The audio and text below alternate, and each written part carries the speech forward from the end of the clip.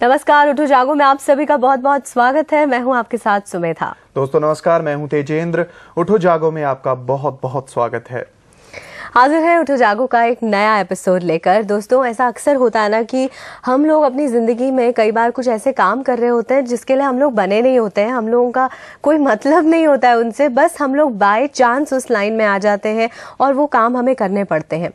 लेकिन उसका एक बहुत बड़ा खामियाजा हम लोग भुगतते हैं जो शायद हमें रियलाइजेशन नहीं होता है, वो ये कि हम अपना 100% आउटपुट उसमें नहीं दे पाते हैं। ये चाहे आप माने या ना माने, जब भी आप देख लीजिएगा कोई आप काम कर रहे हैं, अगर आपका उसमें इंटरेस्ट नहीं है तो फिर आपका 100% आउटपुट कभी नहीं आ सकता उसमें। और सुमेधा, जो काम हम बाय चांस कर रहे हैं तो यकीनन आपको इसके बारे में जल्दी से जल्दी फैसला लेना होगा। उसको बाय चॉइस करें तो ज्यादा अच्छा है, क्योंकि जितना समय हम उस काम को करते रहेंगे उतना समय कहीं ना कहीं हम अपने वक्त को बर्बाद करते रहेंगे और हम अपने रियल से, अपने अल्टीमेट एम से दूर भी जाते रहेंगे। बिल्कुल, मुझे लगता है हम मंजिल तक भी नहीं पहुंच पाएंगे। और सबसे बड़ी बात कि उस काम के साथ भी हम जस्टिफिकेशन नहीं कर रहे हैं।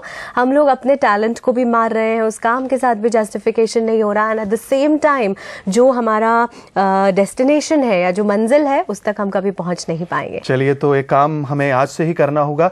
जिस काम में आपकी रुचि है, जो काम आप पसंद करते हैं, उसको आज से ही ढूंढने की कोशिश शुरू कर दीजिए।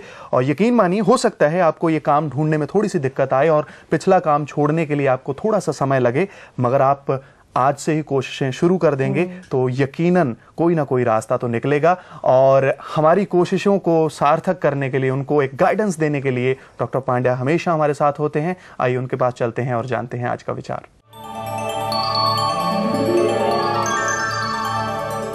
सहकारिता, म्यूचुअल कोऑपरेशन किसी भी समाज की, कम्युनिटी, सोसाइटी की और किसी भी राष्ट्र की प्रगति का मूल, एक तरह से कहा जाए, मूल है। सहकारिता का मतलब क्या होता है? हम सब एक दूसरे पर निर्भर हैं। यदि मेरा विकास हो तो हम सबका विकास साथ साथ हो।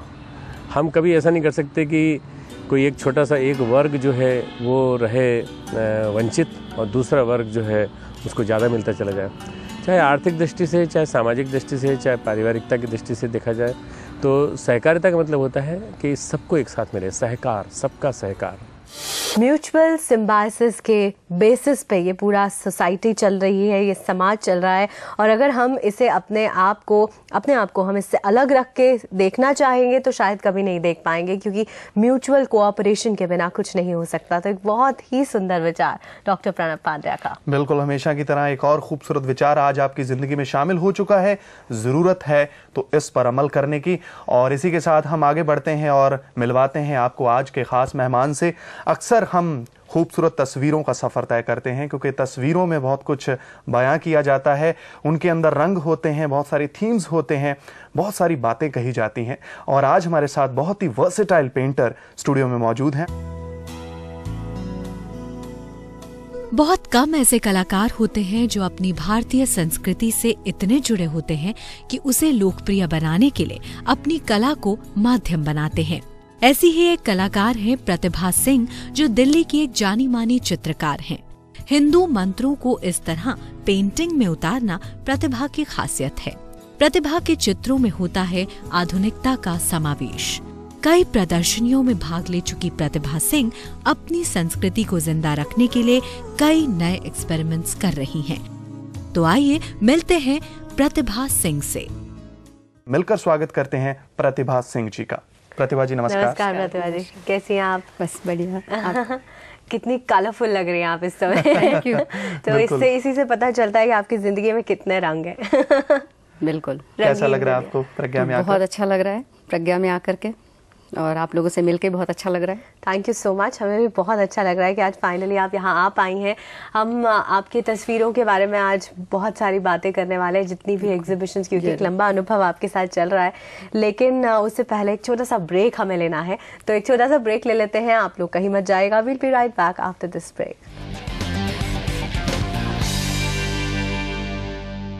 एक नॉवेलिस्ट होता है, एक एसेइस्ट होता है, उसके पास एक सोच होता है। हर आदमी पोस्ट ग्रेजुएट अगर हिंदी या इंग्लिश से करके लिख तो सकता है, पर नॉवेलिस्ट नहीं हो सकता।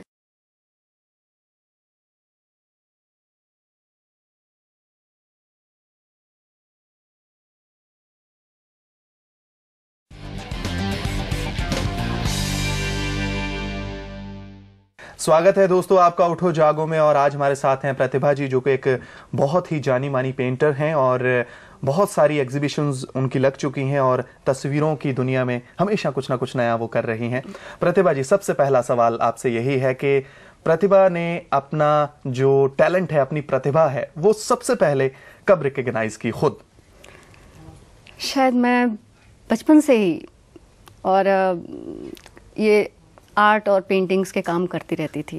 मैं छोटी थी, शायद मैं स्कूल भी नहीं जा रही होंगी कि मम्मी मेरी ब्रश वगैरह से कुछ फैब्रिक्स पे पेंटिंग्स वगैरह बनाती थी, और उन ब्रश और पेंटों को लेकर के पेंट्स को मैं ऐसे ही करती रहती थी और कुछ कुछ फिगर्स बना लेती थी।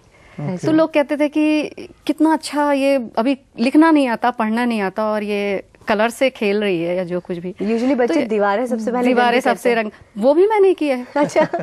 और किया है? हाँ खूब दीवारों पे कभी कुछ किसी ने कह दिया, चलो अगर तुम्हें बहुत आता है, थोड़ा सा जब 6th वगैरह में बहुत आता है, एक लोटस बना के दिखा दे, इस दीवार पे बना दे तो फिर जाने। क्योंकि मैं बनारस से हूँ और बनारस में मंदिर बहुत ज्यादा, मंदिर, शिव मंदिर बहुत ज्यादा, और म्यूरल्स और दीवालों पे पेंटिंग्स बहुत ज्यादा होती हैं। और हर शिवरात्रि के समय में पूरा मंदिर चेंज होती है, पूरा व्हाइट वॉश होता है, और उस पे देवी देवता और इनके पेंटिंग्स वगैरह बनती है, पिक्चर्स बनती हैं, लगाई नहीं जानती, वो ब्रश से। और आर्टिस्ट बड़े अच्छे अच्छे आर्टिस्ट होते हैं और दीवालों पे वो बनाते हैं पेंटिंग। तो हमारे घर में भी एक मंदिर है।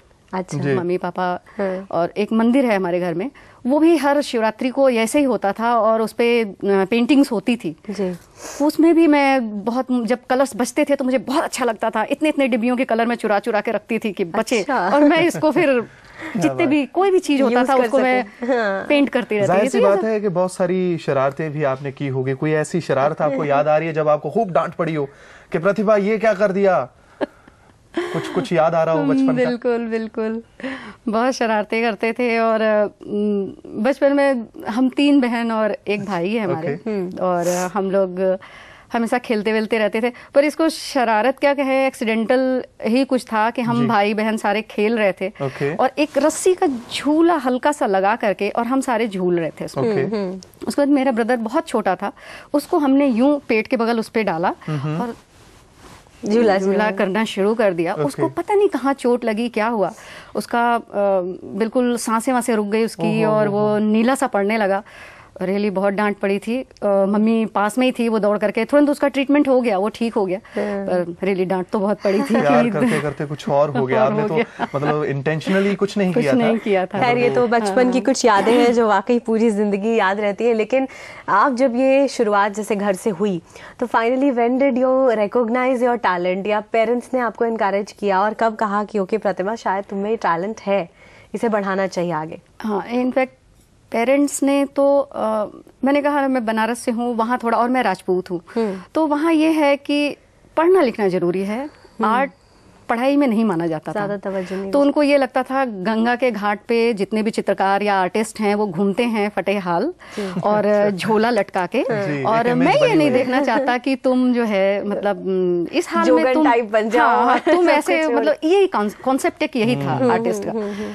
तो उन्होंने मुझे मतलब आर्ट की एजुकेशन के बजाय उन्होंने कहा तुम्हें पोस्ट ग्रेजुएशन करनी चाहिए, तुम्हें बीएड करना चाहिए, तुम्हें एमएड करना चाहिए, मतलब इस तरह की एजुकेशन ही एजुकेशन है, ऐसा करके मतलब एजुकेशन।